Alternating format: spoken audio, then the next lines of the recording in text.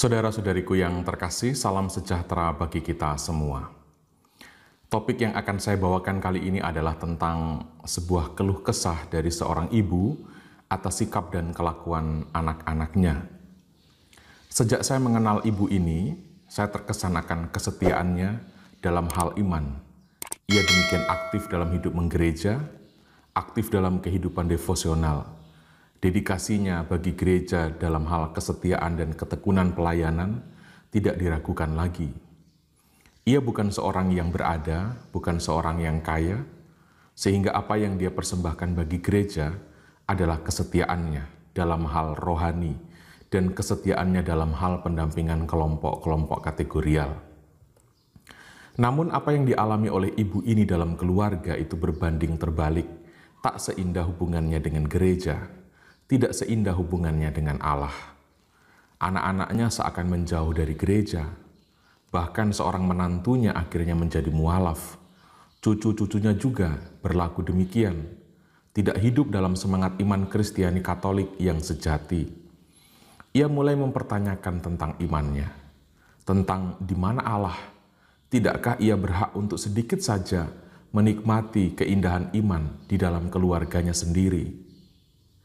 Saudara-saudara, saya yakin sekali pengalaman ibu ini banyak juga terjadi di antara kita. Bahkan mungkin lebih buruk keadaannya.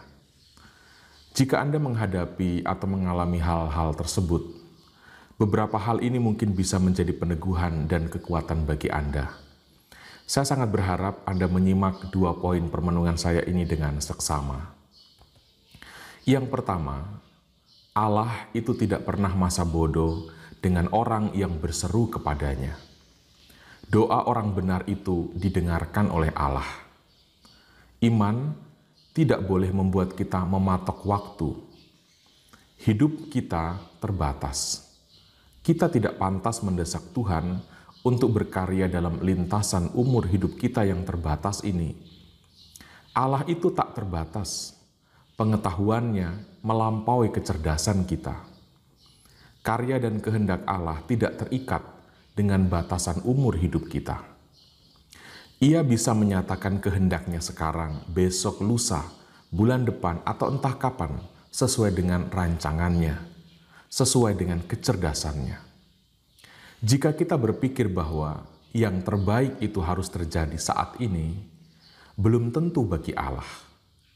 Bisa jadi yang terbaik itu terjadi setelah kita meninggal, atau entah kapan. Apa yang bagi kita kini mengecewakan dan menyakitkan, bisa jadi itu justru menjadi rahmat.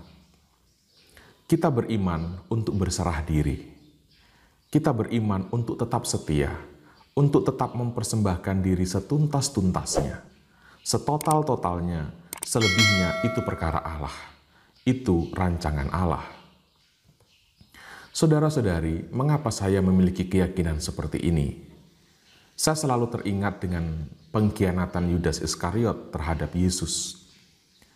Sebuah tragedi yang menyakitkan, bahkan begitu merugikan dari pihak Yesus sendiri. Oleh pengkhianatan itu, Yesus harus mengalami sengsara bahkan kematian.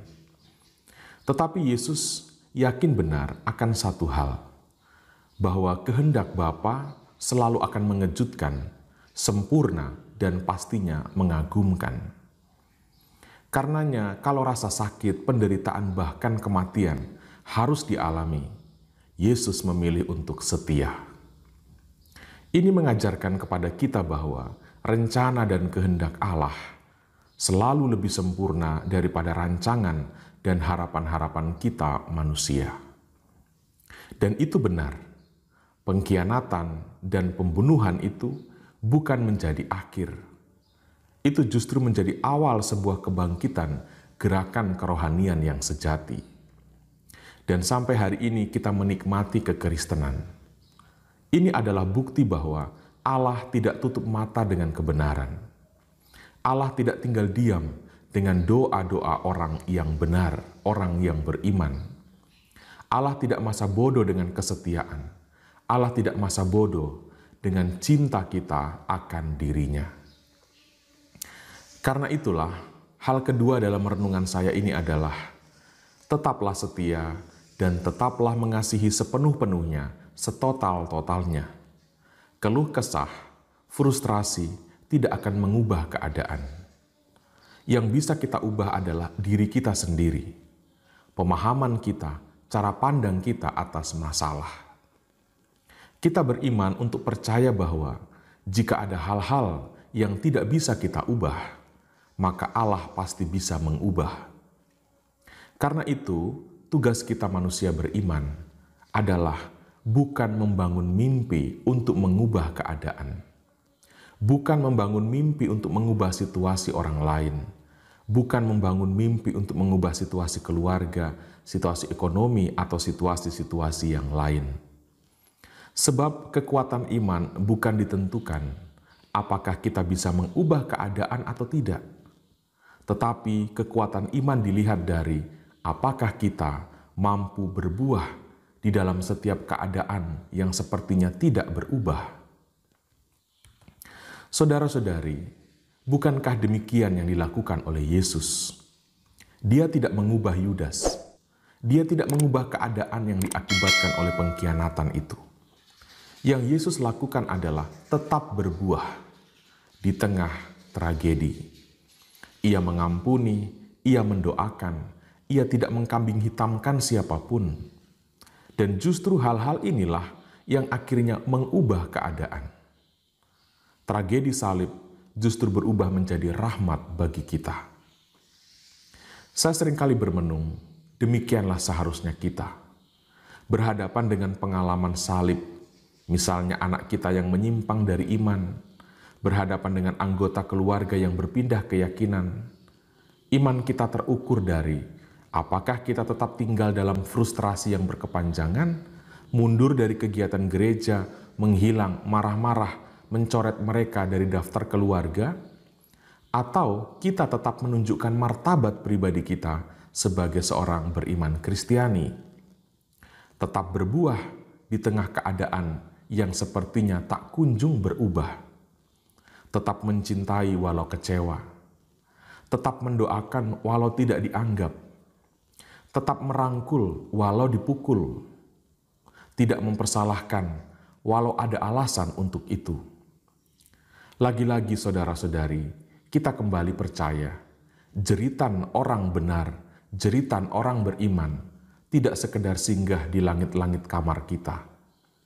Jeritan orang beriman didengarkan, diperhatikan oleh Allah. Semoga beberapa renungan ini menguatkan kita semua yang sedang mengalami kekecewaan di dalam hidup berkeluarga. Khususnya ketika iman dan pengorbanan kita tampaknya sia-sia. Sekali lagi saudara-saudari, percayalah bahwa iman akan Yesus adalah iman yang benar. Dan hal itu tidak akan pernah menjadi sebuah kesia-siaan bagi kita. Allah adalah jaminan bagi iman kita akan Yesus Kristus. Saudara-saudari, Tuhan memberkati kita semua.